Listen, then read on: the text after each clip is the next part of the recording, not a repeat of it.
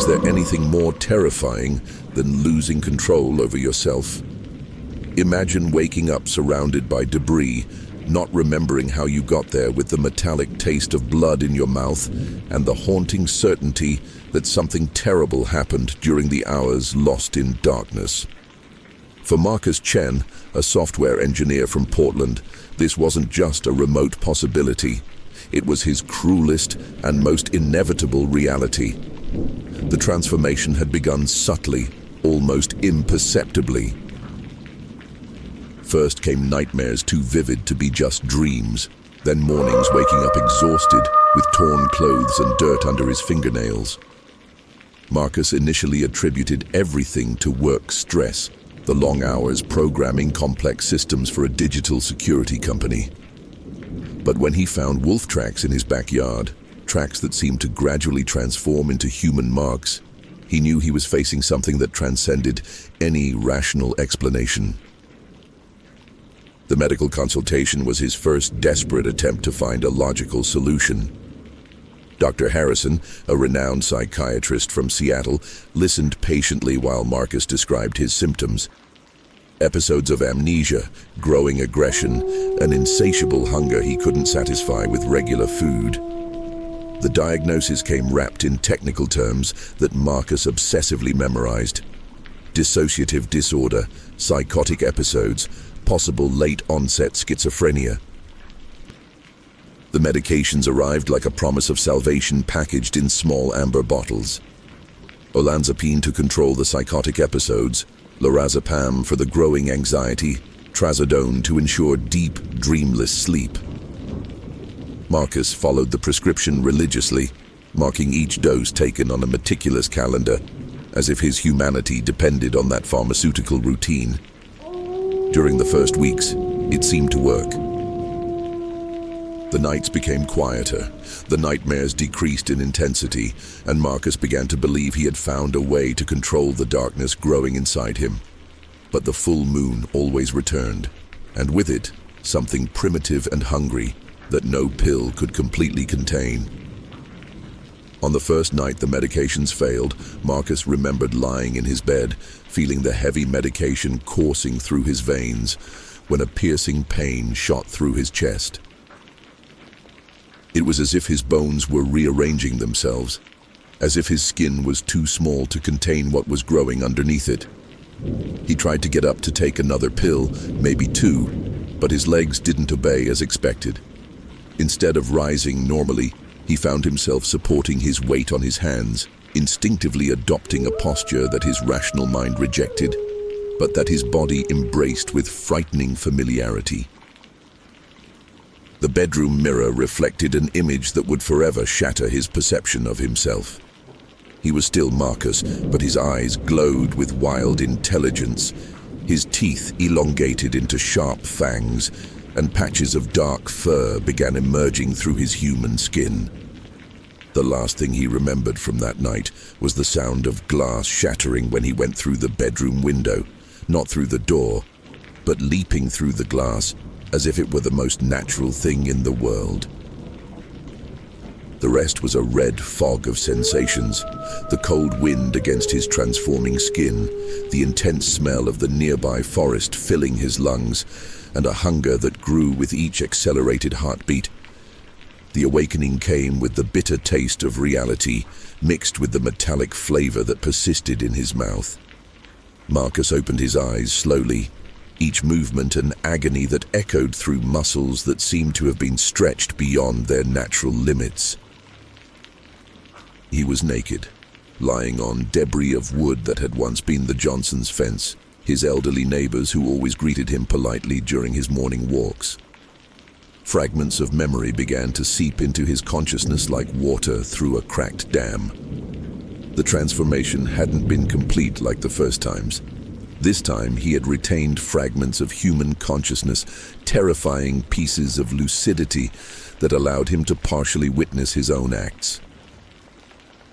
He remembered running through the streets of his suburban neighborhood, not on two legs like a man, but in a strange mixture of movements that alternated between bipedal walking and a wild four-legged run. His neighbors, Those unlucky enough to cross his path that night had reacted with a mixture of confusion and terror that he now understood perfectly. The destroyed fence around him told a story that his fragmented mind struggled to reconstruct. The claw marks on the wood were too deep to be human, but not completely animal. They were the marks of something that existed on the threshold between two worlds, something that Dr. Harrison's medications could never completely contain. Marcus touched his own face, still feeling the vestiges of transformation. The skin slightly stretched around his mouth, the facial muscles sore from having sustained a configuration that wasn't natural for a human being. He stood up, staggering, each movement sending waves of pain through a body that seemed to have fought a war with itself. His orange shirt, the one he had worn the night before after taking his medications and going to bed, hung in tatters from his torso.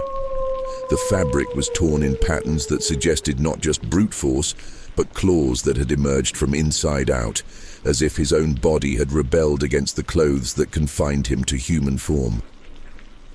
The Johnsons' yard was a silent battlefield. The garden plants that Mrs. Johnson tended with such care were trampled, their flowers now blooming in shades of brown and red that weren't part of their natural palette. Marcus followed the trail of destruction with his eyes, a path that began at the shattered fence and wound through the garden to the back door of the house. The door was scratched, deep claw marks cutting through the painted wood like permanent scars from his nocturnal visit. Part of his mind, the part that still desperately clung to logic and medication, tried to rationalize what he saw. Maybe it was a wild animal, a lost bear that had come down from the mountains near Portland. But the tracks in the wet soil told a different truth. They began as wolf prints, wide and deep, but gradually transformed into almost human impressions, as if the creature that left them was constantly oscillating between two forms. The morning silence was broken only by the distant sound of sirens, a sharp reminder that the world continued spinning while his life crumbled piece by piece. Marcus knew he needed to get out of there before someone found him, before the questions began, and he was forced to confront truths that his medicated mind refused to completely accept. He began walking toward his house, each step a negotiation between his human nature and something more primitive that now permanently lived under his skin. The medications, he realized with growing horror, weren't curing him. They were just creating a more dangerous version of his condition, one where he maintained enough consciousness to witness his own monstrosity, but not enough control to prevent it. Back in the relative safety of his house, Marcus faced the bathroom mirror with the trembling courage of someone who needs to confront their own deterioration. The reflection staring back at him was still recognizably human, but there were subtle changes that the medication couldn't completely mask. His eyes, normally a soft brown, now carried a predatory intensity that made him look away from himself. The muscles in his face seemed constantly tense, as if they were preparing for a transformation that could happen at any moment.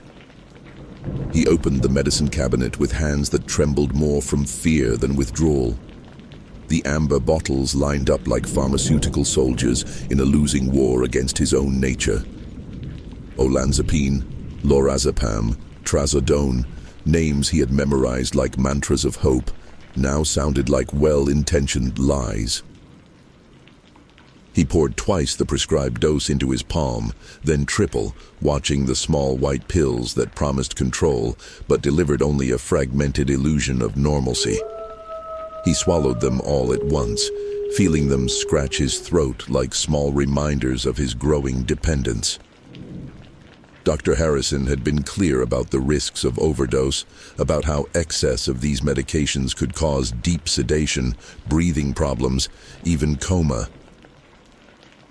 But for Marcus, these risks seemed insignificant compared to the terror of another night lost in partially animal form, another morning waking up among debris he himself had created. The work routine became his only anchor point in reality. Sitting in front of multiple monitors, typing lines of code that created digital security systems, Marcus found a strange peace in the relentless logic of programming. Each function had a specific purpose, each variable a determined value. There was no room for inexplicable transformations or primitive instincts in the world of algorithms. It was the furthest place possible from the creature that lived under his skin. But even there, surrounded by the familiarity of his work desk and the white noise of computers, he felt the presence of something wild watching through his eyes. His colleagues began to notice subtle changes in his behavior. Jennifer, from the design team, commented that he had developed the strange habit of sniffing the air when someone approached, as if he could identify people by smell before even seeing them.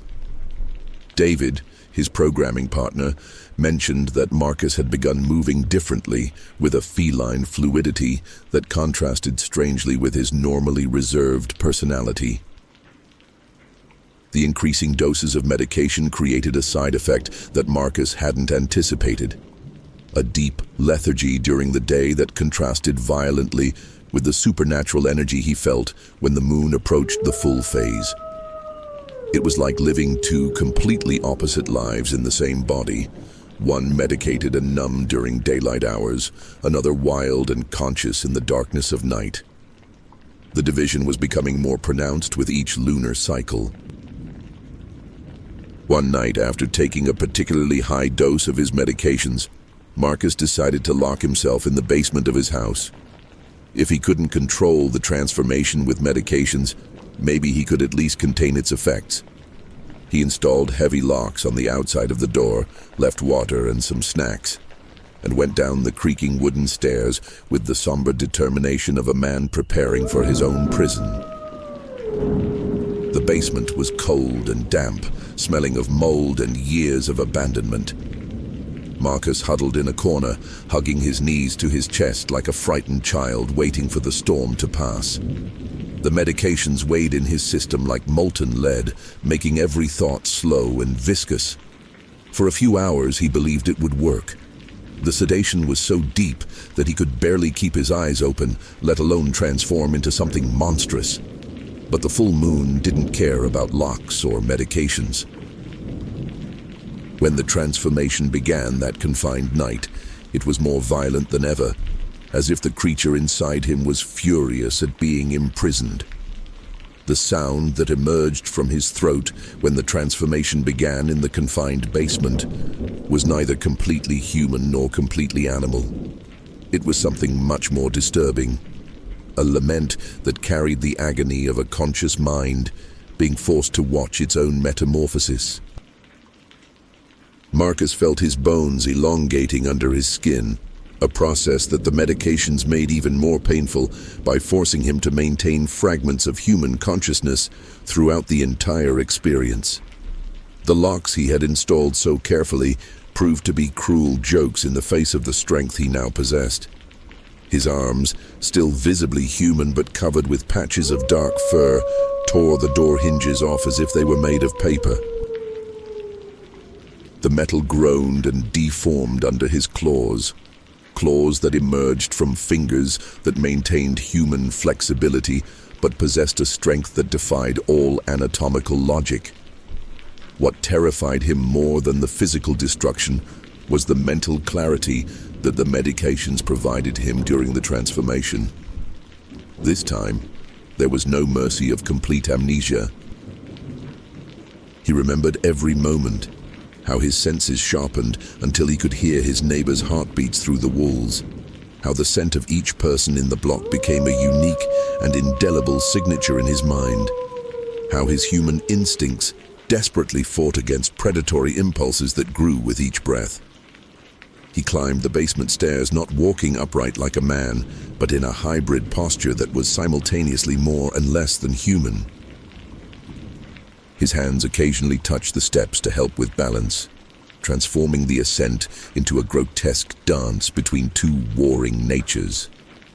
When he emerged into the kitchen, The full moon's light entering through the windows bathed his transforming form in a silvery luminosity that revealed every detail of his metamorphosis. The kitchen mirror reflected an image that would shatter his sanity if contemplated for too long. He was still Marcus, but his human features were being gradually consumed by something more primitive. His hair remained short and combed back, but now framed a face where the nose had elongated into a partial snout, where fangs emerged from a mouth that maintained human lips but housed predators' teeth. His eyes, terrifyingly, remained completely human, windows of an imprisoned consciousness watching its own monstrosity. The orange shirt he had worn before going down to the basement now hung in tatters from his muscular torso. The fabric had been torn not by external force, but by the very growth of his body, as if his human form were clothing that no longer fit. Each breath stretched the remaining fabric even more, creating a sound of slow and inevitable tearing that punctuated his transformation like a macabre soundtrack. It was then that he heard, through the walls, through the distance that separated his house from the Johnsons', the faint but unmistakable sound of a television on. The elderly couple was awake, probably watching one of those late-night programs that people their age used to combat insomnia.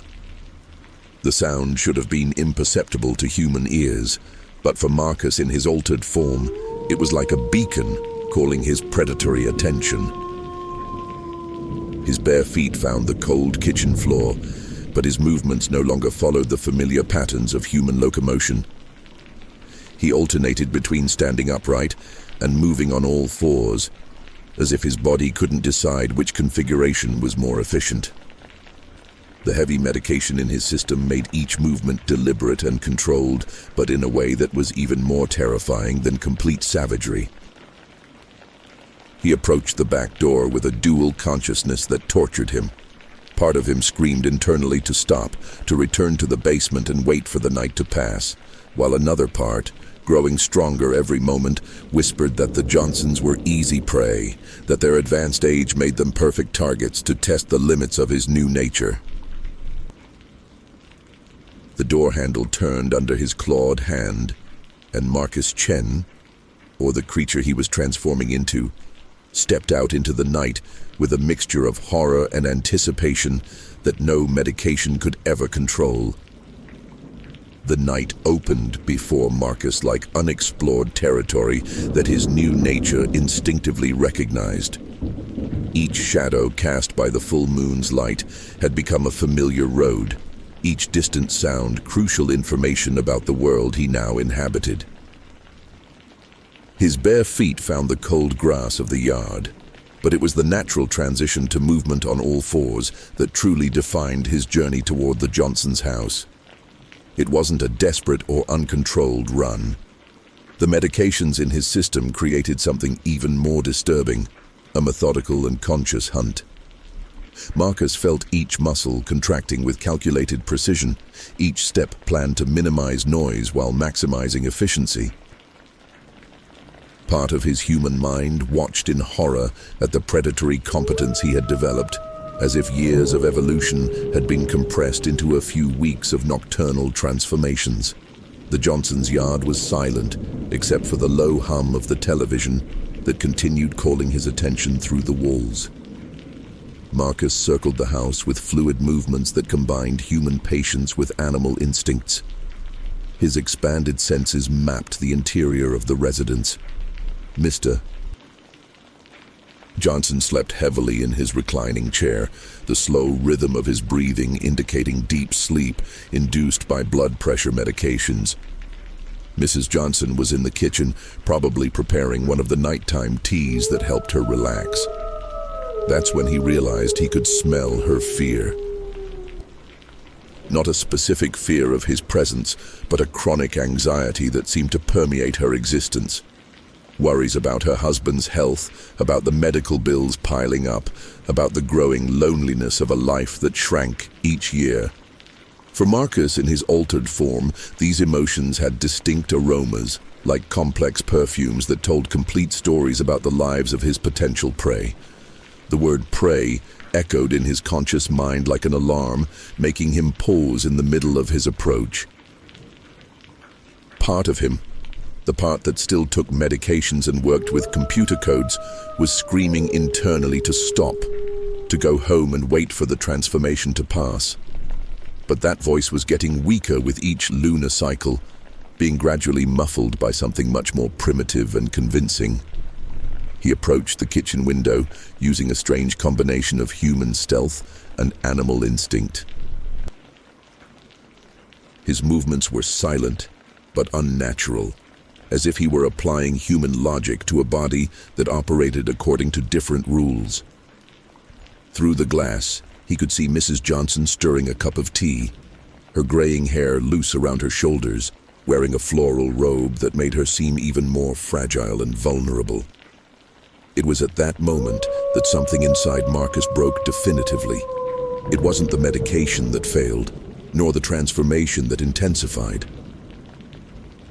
It was the terrible realization that part of him, a growing and undeniable part, really wanted to hurt her.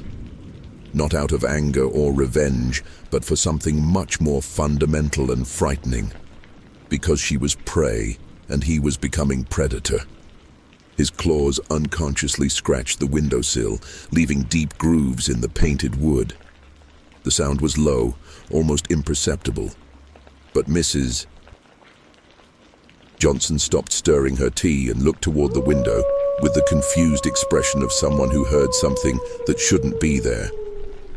Marcus crouched instinctively, his body adopting a posture that was neither completely human nor totally animal, but something disturbingly efficient between the two extremes. Mrs. Johnson's heart accelerated. Marcus could hear it clearly through the wall, and the smell of her fear intensified, becoming almost tangible in the night air. She cautiously approached the window, one hand holding the teacup, the other pulling her robe tighter around her body. When her eyes met Marcus's through the glass, time seemed to freeze in a moment of mutual recognition that would change both forever. Mrs. Johnson saw not a neighbor she had known for years, but something that existed on the threshold between man and monster. Marcus saw not just an elderly lady, but the first person who had witnessed his transformation and lived to tell the story. In that moment, both understood there was no going back. Mrs. Johnson's scream pierced the night's silence like a blade through fabric. It wasn't a scream of surprise or confusion, but the primitive and visceral sound of someone who instantly recognized being in front of a predator. Marcus felt the sound reverberate through his bones, awakening something even deeper and more uncontrollable within his transformed nature. The heavy medications in his system, instead of calming him, only made his reaction more deliberate and terrifying. The teacup slipped from Mrs. Johnson's trembling hands, shattering against the kitchen floor in an explosion of porcelain and hot liquid. The impact sound echoed like a starting signal for something that Marcus knew. In some rational corner of his fragmented mind, he couldn't undo. His muscles contracted, preparing to leap through the window, when Mr. Johnson's sleepy voice came from the living room, asking about the noise. It was at that moment that Marcus experienced something no dose of medication had prepared him to control. Complete war between his human consciousness and his predatory instincts.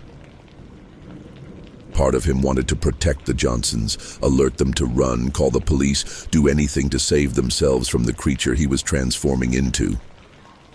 But another part, growing stronger and more convincing every second, whispered that they had already seen too much, that they were witnesses to his true nature, that they represented a danger to his survival. His claws scratched deeply into the windowsill as he fought against himself, leaving grooves in the wood that seemed to silently scream about the approaching violence. Mrs. Johnson had backed away to the center of the kitchen, her eyes fixed on the window where Marcus's silhouette was outlined against the full moon's light. She didn't run, perhaps out of fear of provoking a chase, perhaps from an instinctive wisdom that sudden movement could trigger something irreversible. Mr. Johnson appeared in the kitchen entrance, still sleepy, adjusting his glasses while trying to understand why his wife was standing in the middle of the porcelain shards with an expression of absolute terror. He followed her gaze to the window, where his own eyes met the partially transformed figure of his neighbor. Recognition came slowly, like a photograph being developed in a dark room, until the impossible reality crystallized in his elderly mind.